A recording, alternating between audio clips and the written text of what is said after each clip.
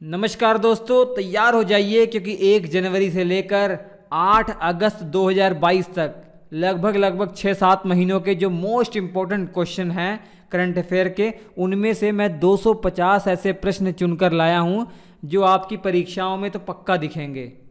ये मैं गारंटी के साथ कह रहा हूँ बच्चों, जो आने वाली परीक्षाएं हैं ना, उनमें ये करंट अफेयर आपको ज़रूर देखने को मिलेंगे, क्योंकि मैंने ऐसे 250 प्रश्न ही सिलेक्ट किए हैं जो अति महत्वपूर्ण हैं।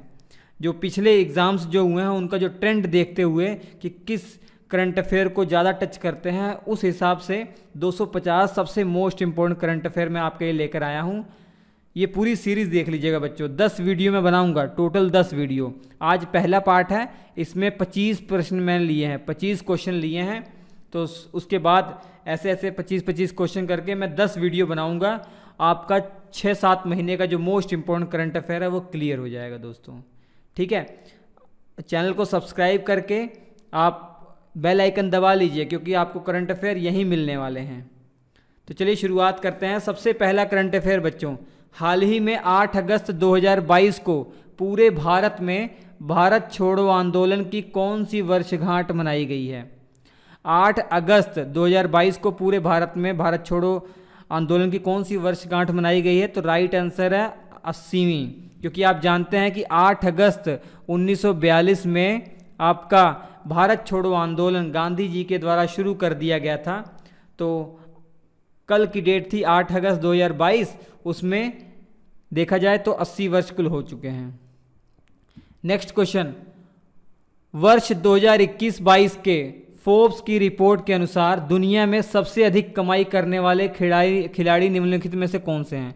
मतलब फोर्ब्स की रिपोर्ट आई है 2022 में, मई 2022 में ये रिपोर्ट आई है। इसमें इसके अनुसार जो 2021-22 वर्ष था, उस वर्ष सबसे ज़्यादा कमाई करने वाला खिलाड़ी कौन सा है चारों विकल्पों में से?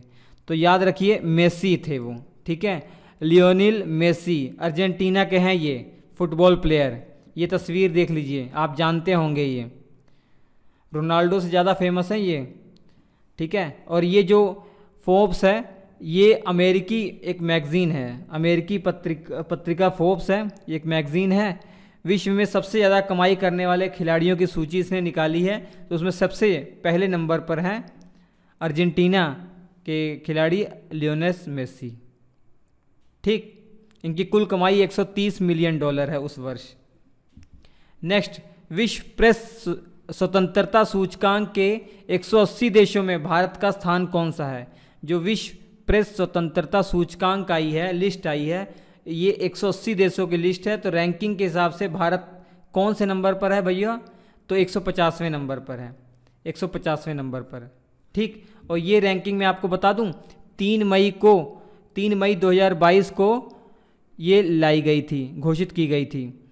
और उस दिन क्यों घोषित की गई थी? क्योंकि 3 मई को विश्व प्रेस स्वतंत्रता दिवस मनाया जाता है बच्चों। और इस बार का थीम भी आपको याद रखना है कि विश्व प्रेस स्वतंत्रता दिवस का थीम क्या था? जर्नलिज्म अंडर डिजिटल सीज, ये इस बार का थीम था। इसमें भारत की रैंक 150वीं रैंक आई है। ठीक, ये लिस्ट कौन निकालता है, ये इंडेक्स कौन निकालता है? फ्रांस की एक गैर सरकारी संगठन है, प्राइवेट संगठन है।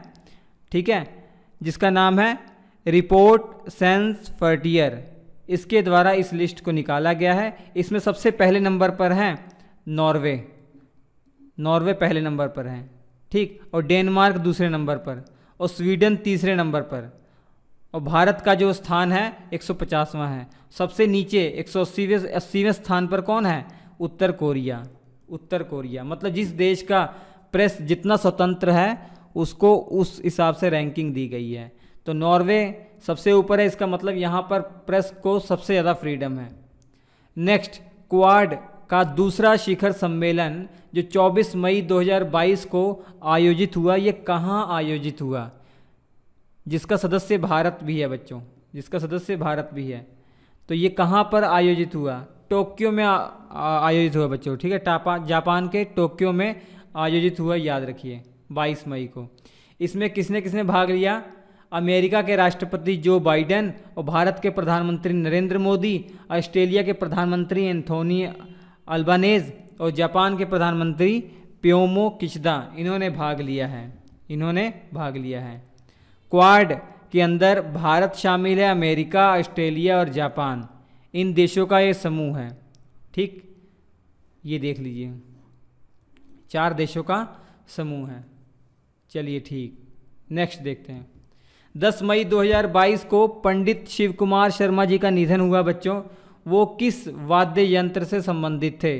कौन सा वाद्य यंत्र बजाते थे? तो राइट आंसर है संतूर वादक, वो संतूर वादक थे बच्चों। ये है पंडित शिव कुमार शर्मा, ये संतूर वादक थे, एक प्रकार का इंस्ट्रूमेंट है, म्यूजिकल इंस्ट्रूमेंट है ये। नेक्स्ट, किस देश को हराकर भारत की पुरुष बैडमिंटन टीम ने 15 मई 2022 को थॉमस कप जीता? बहुत महत्वपूर्ण प्रश्न है, पहली बार थॉमस कप जीता, इसलिए ये करंट अफेयर बहुत इंपॉर्टेंट हो जाता है। मैंने बताया ना कि बहुत इंपॉर्टेंट करंट अफेयर वही मैं आपके लिए लेकर आया हूँ। राइट आंसर है इंडोनेशिया, इंडोनेशिया को हराया भैया। इंडोनेशिया इतनी तगड़ी टीम है भैया, 14 बार की चैंपियन है ये, 14 बार की चैंपियन। इसको हराकर भारत ने ये थॉमस कप पहली बार जीता है, और ऐसे वैसे नहीं हराया, बहुत बुरी तरीके से हराया है, एक तरफा मैच था 3-0। ठीक, ये कहाँ हो रहा था? थाईलैंड के बैंकॉक में ये थॉमस कप 2022 हो रहा था। ये 15 मई 2022 को ये बहुत बड़ी उपलब्धि हासिल की है। तो मोस्ट इंपॉर्टेंट प्रश्न ये हो गया आपके लिए।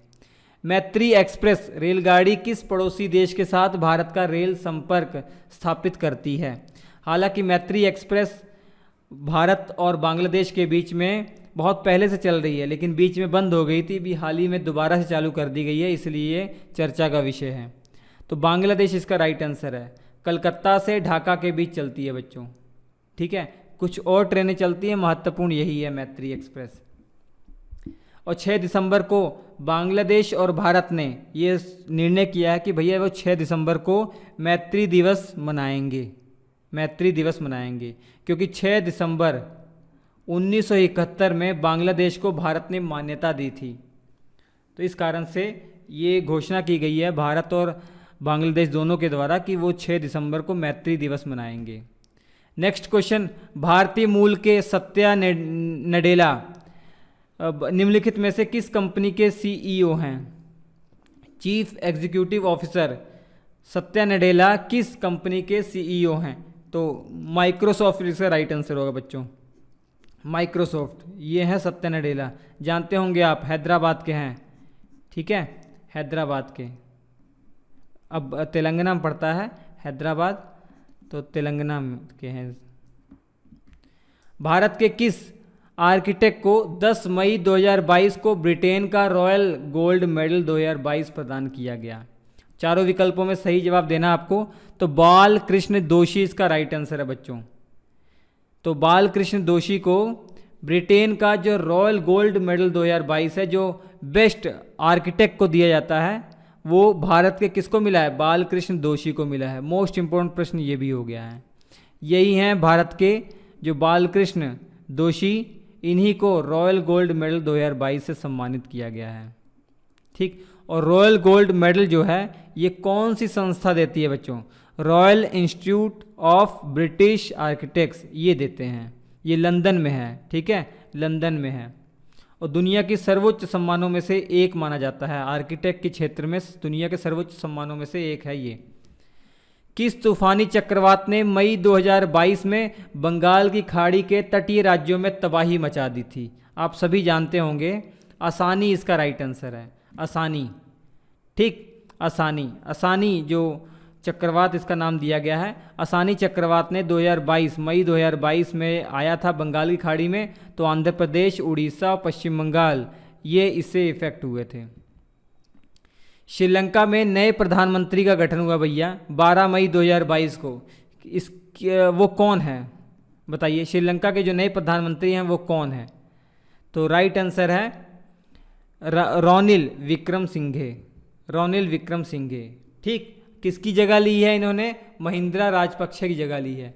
ये महिंद्रा राजपक्षे की जगह ली है। आप जानते हैं श्रीलंका में जो है राजनीतिक और आर्थिक संकट चल रहा है, क्राइसिस चल रहे हैं, तो उसी बीच महिंद्रा राजपक्षे जो प्रधानमंत्री थे पहले, इन्होंने अपना पद त्याग दिया है, त्यागपत्र दे दिया और नए प्रधानमंत्री आए हैं रोनिल विक्रमसिंघे।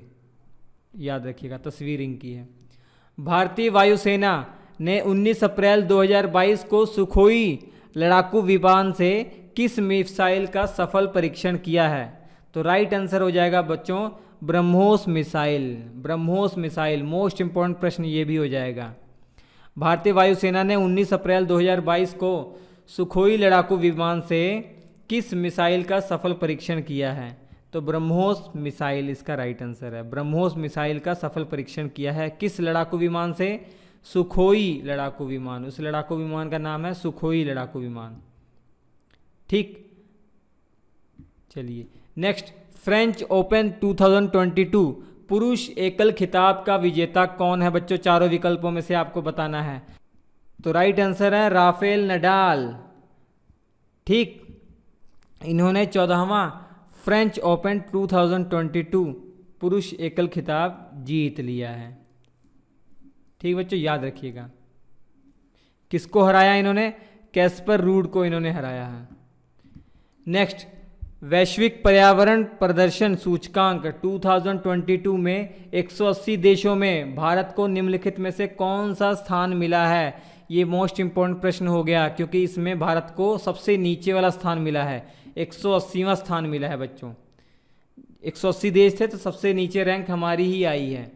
वैश्विक पर्यावरण प्रदर्शन सूचकांक मतलब जो अपने पर्यावरण के लिए सबसे अच्छा काम कर रहा है उन देशों की रैंकिंग निकाली जाती है। तो सबसे नीचे वाली रैंक हमारी ही आई है, भारत की। वर्ल्ड हैप्पीनेस रिपोर्ट 2022 में निम्नलिखित में से कौन सा देश लगातार 5वीं बार दुनिया का सबसे खुशहाल देश बना है बच्चों? ये बताना है आपको। वर्ल्ड हैप्पीनेस रिपोर्ट 2022 में कौन सा देश ऐसा है जो लगातार 5वीं बार खुशहाल देश बना है? तो राइट आंसर इसका फिनलैंड हो जाएगा। फिनलैंड जो है लगातार 5वीं बार वर्ल्ड हैप्पीनेस रिपोर्ट उसकी में फर्स्ट रैंक आई है। ठीक, और भारत को 136वां स्थान मिला है। भारत को 136वां स्थान मिला है। नेक्स्ट क्वेश्चन है, निम्नलिखित में से कौन वर्तमान में नाटो के महासचिव हैं? नाटो के महासचिव कौन है? चारों विकल्पों में से आपको बताना है बच्चों। वर्तमान में जो नाटो के सचिव हैं, महासचिव हैं, वो जेन्स स्टोल्टेनबर्ग हैं। ठीक, याद रखिएगा। और नाटो की फुल फॉर्म भी आपको मालूम होना चाहिए। एन का मतलब नॉर्थ, ए का मतलब अटलांटिक, टी का मतलब ट्रीटी, ओ का मतलब organization. North Atlantic Treaty Organization, ये है नाटो का फुल फॉर्म। इसमें कुल मिलाजुलाकर 30 देश हैं। इसमें मिलाजुलाकर 30 देश हैं, जिसका जो मुखिया है अमेरिका है। इसमें ये समझौता किया गया है कि इन 30 देशों में इन 30 देशों के अंदर अगर कोई बाहरी शक्ति आक्रमण करती है तो सब मिलकर साथ देंगे। लेकिन अभी हाल ही में हमने देखा यूक्रेन भी इसका सदस्य है, लेकिन यूक्रेन पर जब हमला हुआ, यूक्रेन पर जब अटैक हो रहा है रूस का, तो कोई ठोस कदम नहीं उठा रहा है। और इस नाटो को 1949 में स्थापित किया गया बच्चों। 2022 में किन 2 देशों ने नाटो में शामिल होने के लिए एक संयुक्त आवेदन प्रस्तुत किया है? नाटो जो संस्था है उसमें शामिल होने के लिए कौन से 2 ऐसे देश हैं जिन्होंने संयुक्त रूप से आवेदन किया है, मतलब रिक्वेस्ट की है? तो राइट आंसर है फिनलैंड और स्वीडन। फिनलैंड और स्वीडन इसका राइट आंसर है।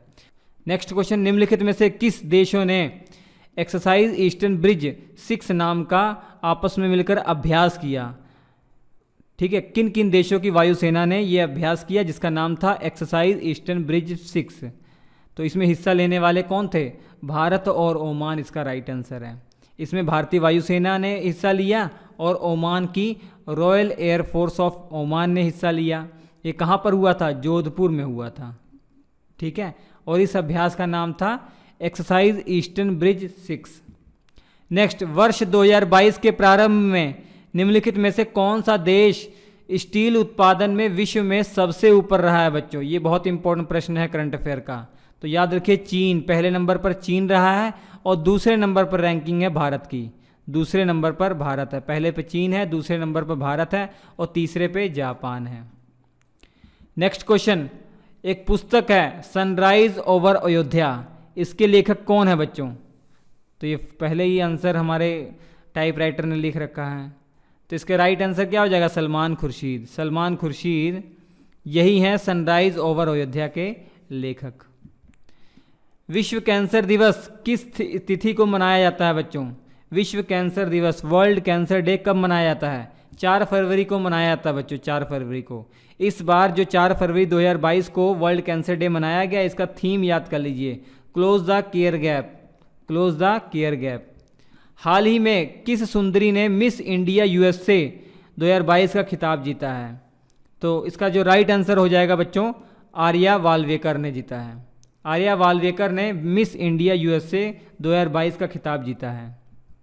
नेक्स्ट, 16 मई 2022 को निम्नलिखित में से किस अभ्यारण्य को देश का 52वां बाघ अभ्यारण्य घोषित किया गया? तो राइट आंसर इसका हो जाएगा रामगढ़ विषधारी अभ्यारण्य। ठीक, राजस्थान में है ये, राजस्थान में। इसी को 16 मई 2022 के द्वारा 52वां बाघ अभ्यारण्य घोषित किया गया। ठीक, टाइगर रिजर्व घोषित किया गया। हाल ही में कौन शतरंज खिलाड़ी भारत के 75वें ग्रैंड मास्टर बने हैं? हाल ही में कौन, क्या नाम है उनका, जो शतरंज खिलाड़ी भारत के 75वें ग्रैंड मास्टर बने हैं? तो राइट आंसर हो जाएगा वी प्रणव राइट आंसर हो जाएगा, डी ऑप्शन। नेक्स्ट क्वेश्चन, आज का आखिरी प्रश्न है। हाल ही में जगदीप धनखड़ भारत के कौन से नए उपराष्ट्रपति बने हैं बच्चों? वेंकैया नायडू की इन्होंने जगह ली है और ये भारत के 14वें उपराष्ट्रपति हैं, याद रखिएगा। ठीक, अभी इससे पहले ये पश्चिम बंगाल के राज्यपाल थे, गवर्नर थे। तो बच्चों आज के इस वीडियो में ये 25 प्रश्न मैं आपके लिए लेकर आया हूँ। इसके बाद वाला वीडियो दूसरा पार्ट होगा, वो भी देखते रहिए। तो 10 पार्ट टोटल बनेंगे और इतने मोस्ट इम्पॉर्टेंट ये करंट अफेयर है बच्चों कि पूछिए मत। ये आप नोट करके रख लीजिएगा। इसका पीडीएफ में प्रोवाइड करा दूंगा आपको, पीडीएफ प्रोवाइड कराऊंगा, तो आप नोट करके रख लीजिएगा कि इनमें से आपके करंट अफेयर एग्जाम में ज़रूर आएंगे। ठीक, तो आपको पता ही है कि इसके पीडीएफ कहाँ मिलेंगे। नहीं पता तो एक पर्सनल ग्रुप है करंट अफेयर्स बाय रवि, ये लिख कर सर्च कर लीजिए टेलीग्राम पर, @ आगे लिख दीजिएगा, या वीडियो डिस्क्रिप्शन में लिंक दे दूंगा मैं, वहाँ जाकर आप डाउनलोड कर लीजिएगा। Current affairs by Ravi group है, उसी में इसके पीडीएफ में प्रोवाइड करा दूंगा। चलिए, थैंक यू।